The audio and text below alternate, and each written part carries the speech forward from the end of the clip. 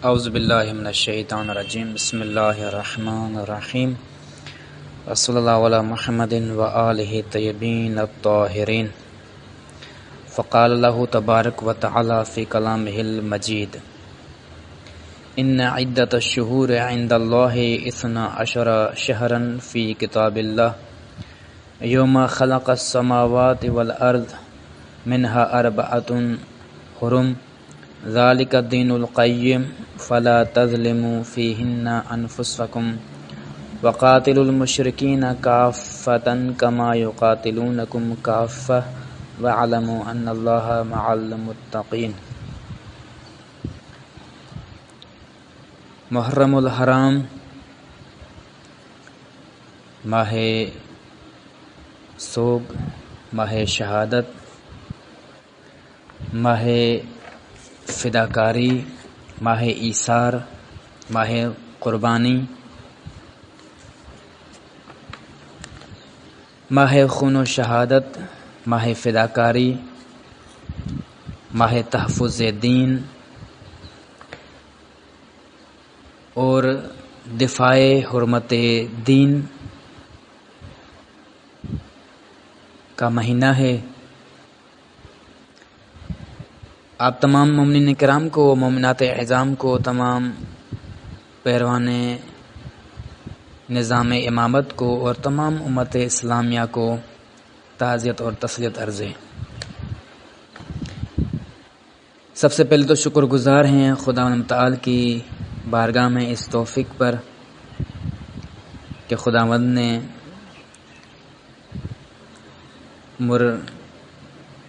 پر تقصیر میں ہم سب کو یہ فرصت عنایت فرمائی ہے کہ ذکر حسین برپا کریں اور مجالس حسین میں شرکت کریں اور ادب مجلس اور ادب محرم بجا لانے کی پروردگار نے یہ توفیق عطا فرمائی، جس پر ہم صد بارہا شکر گزار ہیں۔ ماہ محرم الحرام اپنے خاص آداب رکھتا ہے، جن آداب کی طرف ہر سوگوار اور ہر عزادار کی توجہ ضروری ہے، اور وہ لوگ جو عزادار اور سوگوار نہیں ہیں ان کی توجہ بھی ضروری ہے۔ جن کو یہ توفیق نصیب نہیں ہوئی، اس کا مطلب نہیں ہے کہ وہ اس کے آداب بھول جائیں، وہ اس مہینے کے اندر بے ادبی کرنا شروع کر دیں۔ اور خصوصاً عزادارین نے سید الشہداء کے لیے پہلا ادب یہ ہے جو ان کو نصیب ہوتا ہے، وہ خود عزا ہے کہ اس ماہ کے اندر اس ماہ کو ماہ عزا شمار کریں اور ماہ عزا سمجھیں اور ماہ عزا سمجھ کر گزاریں، اس کو ماہ ایذا نہ قرار دیں۔ اس کے ذریعے آپ ایذا رسائی نہ کریں لوگوں کو۔ یہ مہینہ تکالیف دینے کا نہیں ہے، دوسرے انسانوں کو تکالیف پہنچانے کا مہینہ نہیں ہے، بلکہ یہ مہینہ عزا کا مہینہ ہے۔ جو حسینی ہے، جس کا تعلق حسین ابن علی سے ہے،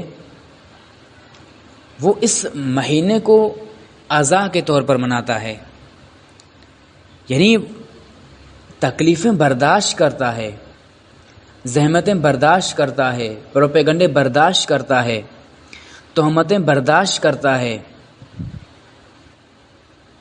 دوسروں کے اتہامات کو برداشت کرتا ہے۔ ایذا یعنی تکالیف پہنچانا، مومن کبھی کسی مومن کو تکلیف نہیں پہنچاتا، لہذا عزا سوگ اور حالت غم کا نام ہے۔ جو انسان کے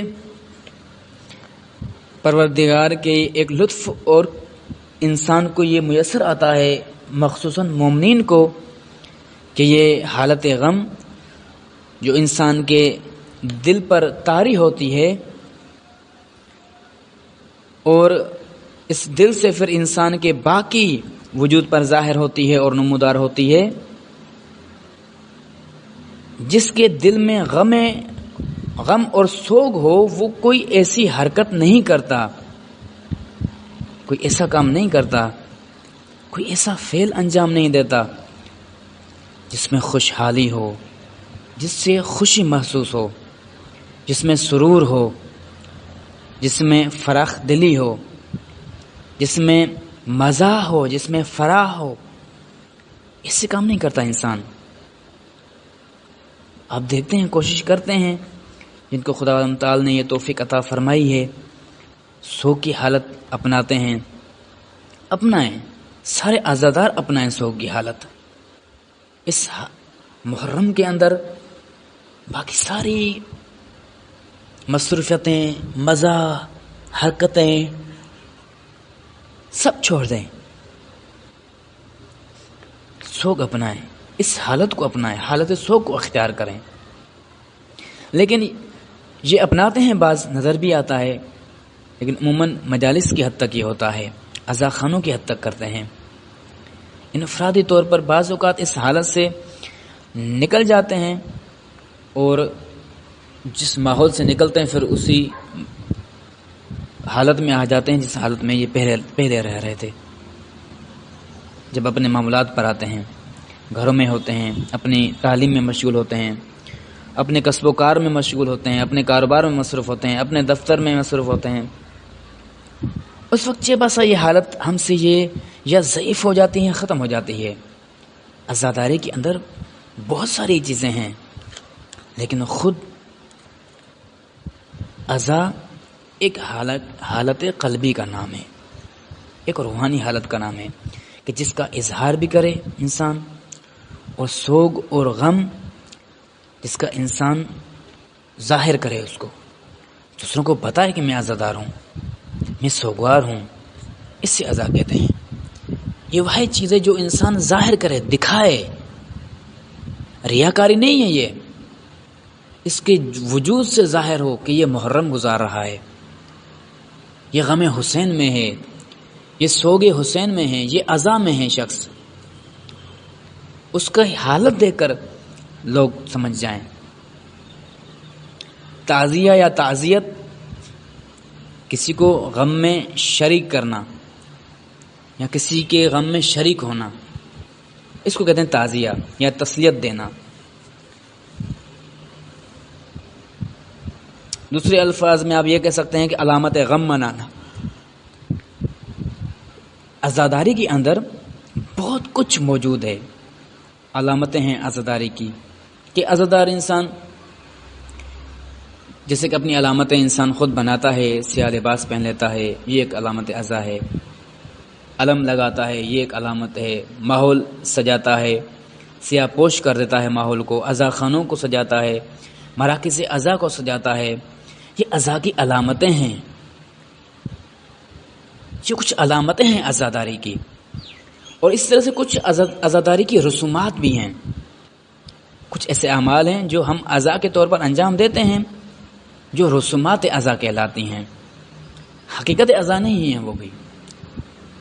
ان سب میں کوئی حرج نہیں ہے، کرے انسان عزا کی علامتیں بھی اختیار کرے اور عزا کی رسومات بھی انجام دے. انسان علامتیں بھی نصب کرے عزا کی، جس طرح سے یہ سیاہ پوشی ہے، یہ آپ عزا خانوں کو سیاہ کرتے ہیں، ان کو بلیک کپڑا پہنا دیتے ہیں. یہ پہنانا جو عزا کی علامت سمجھا جاتا ہے یا رسم عزا ہیں، تو رسمیں جن سے عزا کا تاثر قائم ہوتا ہے کہ انسان عزا کی حالت میں ہے تو یہ انجام دے انسان، اس میں کوئی حرج نہیں ہے، انہیں انجام دے. لیکن اس کے پیچھے ایک اور چیز کار فرما ہے جو حقیقت عزا ہے، جو حقیقت عزا ہے. جس طرح سے دین کے بارے میں یہ ائمہ معصومین کی احادیث ملتی ہیں کہ دین کے پروردگار نے درجات رکھے ہیں. احکام دین، دین کے شعبہ جات ہیں، احکام دین، آداب دین اور اسرار دین، دین کے راز.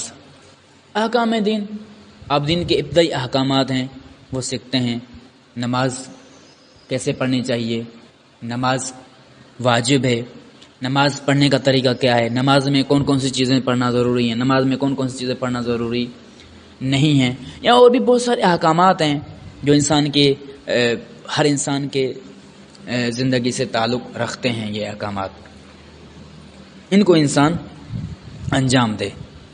یہ احکامات ہیں دین کے جو واجب ہیں، کچھ حرام ہیں دین کے احکامات کے، یہ کام آپ نے نہیں کرنے، کچھ ایسے کام ہیں جن کو کرنا ضروری ہوتا ہے، کچھ ایسے کام ہوتے ہیں جن کو کرنا نہیں ضروری ہوتا، ان کو نہ کرنا ضروری ہوتا ہے، کچھ ایسے کام ہوتے ہیں جن کو چھوڑ دینا بہتر ہوتا ہے، اور کچھ ایسے کام ہوتے ہیں جن کو کرنا بہتر ہوتا ہے۔ خوب یہ احکامات دین میں آتے ہیں۔ اس طرح سے عزاداری میں بھی ایسے ہی ہے۔ دوسرا دین کا جو کرتے ہیں آداب دین، وہ دین کے کچھ آداب ہیں، احکامات کے ساتھ ساتھ دین کے آداب بھی ہیں۔ بعض انسان دین کے اکثریت انسانوں کی تو وہ ہے جو اصلاً احکامات سے ہی آ رہی ہے، لیکن کچھ طبقہ ہے جو احکامات کو بھی مانتا ہے اور احکامات پر عمل کرتا ہے الحمدللہ، لیکن دوسرا طبقہ، دوسرا شعبہ جو دین کا، اس میں بہت قلیل رہ جاتے ہیں، چند گنے چنے انسان رہ جاتے ہیں، اور وہ آداب دین ہیں۔ آداب دین، احکام دین الگ شعبہ ہے دین کا، آداب دین الگ شعبہ ہے دین کا۔ آداب بہت ضروری ہیں، جیسے حافظ شیرازی فرماتے ہیں آداب کے بغیر انسان مومن نہیں بن سکتا۔ عشق آتش ہیں آداب، اگر انسان دین کے آداب اختیار نہ کرے، انسان کے احکام، دین کے احکام اختیار کر لے، دین کے احکام اپنی زندگی پر لاگو کر لے انسان، لیکن ان آداب کو اختیار نہ کرے، وہ احکام انسان کو کسی منزل تک نہیں پہنچا سکتے، ان کا انسان کو کوئی مقصد حاصل نہیں ہوتا۔ بس آداب دین بھی ضروری ہیں، یعنی ایسے اصول، ایسے ضوابط جو انسان کی زندگی کو حسین بناتے ہیں، جو انسان کی زندگی کو خوبصورت بناتے ہیں، اور انسان کی زندگی کو کسی اپنے مقصد تک پہنچاتے ہیں۔ جس مقصد کے لیے انسان جا رہا ہے، اس مقصد تک پہنچنے کے لیے انسان کو آسانی فراہم کرتے ہیں، وسائل فراہم کرتے ہیں، تاکہ یہ آسانی کے ساتھ اپنے مقصد تک پہنچ جائے۔ یہ آداب دین کہلاتے ہیں۔ احکام دین، دین نے احکام بتا دیے کہ آپ نے یہ اس طرح سے کام کرنا ہے، کیسے کرنا ہے، کس طرح سے اس کو انجام دینا ہے، اور کس خصوصیات، کن اصولوں کے مطابق ہم اس کام کو انجام دیں تاکہ ہم اس کام کے مقصد تک پہنچ جائیں، اور اس کام کا ہمیں حسن ہماری شخصیت پر نظر آئے، تو وہ آپ کو آداب دین بتائیں گے۔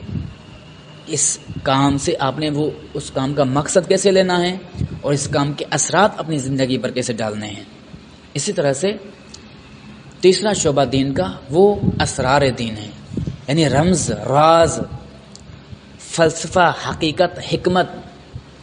دین کی حکمت کیا ہے، دین کا فلسفہ کیا ہے، فلسفہ وجودی کیا ہے، فلسفہ نہائی کیا ہے دین کا، دین کی حقیقت کیا ہے۔ اسرار دین، وہ دین کے راز جاننا، دین کے رموز جاننا، دین کی حقیقت کو جاننا اور خالص اور پیور دین سمجھنا۔ یہ انسان تب جب انسان اسرار دین کو سمجھ لے، اسرار دین کے بغیر یہ چیزیں سمجھ نہیں سکتا انسان اسرار دین تک پہنچنے کے لیے احکامات دین تک پہنچنا ضروری ہے، احکامات دین سیکھنا ضروری ہے، احکامات دین کو اپنی زندگی میں لاگو کرنا ضروری ہے، اور احکامات دین تب مفید ثابت ہوں گے جب ان احکامات کے اندر آداب بھی ملوز خاطر ہوں، آداب کا بھی انسان لحاظ رکھے۔ جو شعبہ پروردگار نے دوسرا رکھا ہے دین کا، آداب کا، اس کا بھی لحاظ رکھے، پھر جا کر یہ احکامات بھی انسان کو کوئی نہ کوئی فائدہ پہنچاتے ہیں۔ اگر انسان فقط احکامات کو اپنی زندگی میں اختیار کر لے، احکامات کا پابند ہو جائے، اپنی زندگی میں آداب کو لحاظ نہ رکھے، دین کے آداب انسان اگر ترک کر دے، چھوڑ دے، تو یہ احکامات انسان کو کہیں بھی نہیں پہنچا سکتے۔ یہ واجب احکامات، حرام احکامات، یہ کہیں بھی انسان کو نہیں پہنچا سکتے۔ آداب بھی ضروری ہیں، اور آداب انسان کو اسرار دین تک پہنچاتے ہیں۔ آداب کے ذریعے انسان عاشق دین بنتا ہے، آداب دین کے ذریعے انسان پروردگار کا معشوق بنتا ہے۔ یہاں پر عزاداری میں یہی فرما رہے ہیں، یہ بتایا جا رہا ہے عزاداری کے اندر. عزاداری کے اندر یہ نہیں کہ ہم بس یہی جان لیا کہ کیا کریں، علامتیں عزا کی سجا لیں، کچھ احکامات عزا کے سجا لیں اور رسومات سجا لیں. یہاں پر 4 شعبے ہو جاتے ہیں عزاداری کے ساتھ. ایک علامتیں ہیں عزاداری کی، یا 5 شعبے کہ اب علامتیں لگاتے ہیں، نصب کرتے ہیں علامتیں، خوب لگائیں، اچھی بات ہے، کوئی حرج نہیں ہے. رسومات بھی انجام دیں، لیکن عزاداری کے احکامات کی بھی رعایت کریں. عزاداری کے اپنے احکامات ہیں، ان احکامات کی بھی رعایت کریں کہ عزاداری کس طرح سے انجام دینی ہے، کس وقت پر انجام دینی ہے، اور اس عزاداری کو کس طرح سے ادا کریں تاکہ یہ حکم عزاداری کسی دوسرے حکم کے ساتھ نہ ٹکرا سکے. عزاداری کر رہے ہوتے ہیں، ایک آپ فرض انجام دے رہے ہوتے ہیں، ایک آپ کام انجام دے رہے ہوتے ہیں، دوسرا کام چھوڑ رہے ہوتے ہیں، مستحب عمل آپ انجام دے رہے ہوتے ہیں، نماز کو ترک کر رہے ہوتے ہیں. خوب یہ درست طریقہ نہیں ہے. آپ عزاداری بھی کریں، دوسرے احکامات کا بھی لحاظ رکھیں. بقائے احکامات کا نام ہے عزاداری، احکامات کی قربانی کا نام نہیں ہے، احکامات کی بقا کا نام ہے عزاداری.